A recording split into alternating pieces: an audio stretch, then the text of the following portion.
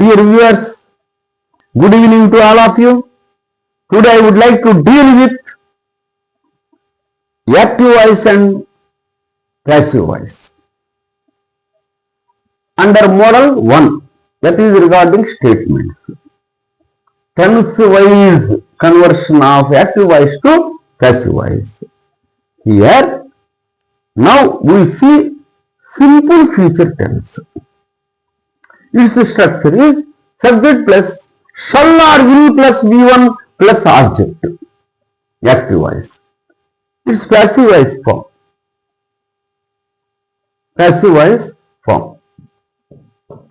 Subject plus shall or will plus V plus V3 plus by plus object.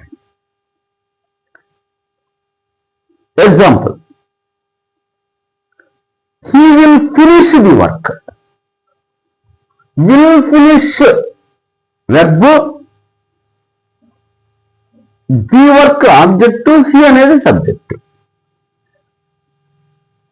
will finish లో చివరిది వచ్చి main verb, దాని ముందు ఉండేది హెల్పింగ్ వెర్బ్. ఇప్పుడు ప్యాసివ్ వాయిస్ లో మార్చాలి. ఈ ఆబ్జెక్ట్ సబ్జెక్ట్ అవుతుంది. ఈ ఆబ్జెక్ట్ సబ్జెక్ట్, ది వర్క్. ఇక్కడ హెల్పింగ్ వెర్బ్ లో దాన్ని పెంచాలి యాజ్ యూజువల్. ఇల్లు వచ్చేసింది. తర్వాత ఇమ్మీడియట్గా బిఫోర్ వెర్బ్కి వెళ్ళిపోవాలి మనం. ఫ్యూచర్ కానీ మోడల్ కానీ ఏమున్నాయి అంటే కెన్ అట్లాంటి వాడినా కూడా, లేక షల్లు విల్లు ఉన్నాయి, ఉన్నా కూడా ఇక్కడ మనము బి వాడాలి. ఇక్కడ బి వాడాలి, అందువల్ల బి వాడాలి. The work will be. తర్వాత ఏంది ఆటోమేటిక్గా మెయిన్ వెర్బ్ యొక్క V3. మెయిన్ వెర్బ్ యొక్క V3 అనమాట. ఫినిష్డ్, ఫినిష్డ్ ఇక్కడ ఉంటుంది. తర్వాత ప్రిపోజిషన్ యూజువల్లీ బై అన్న.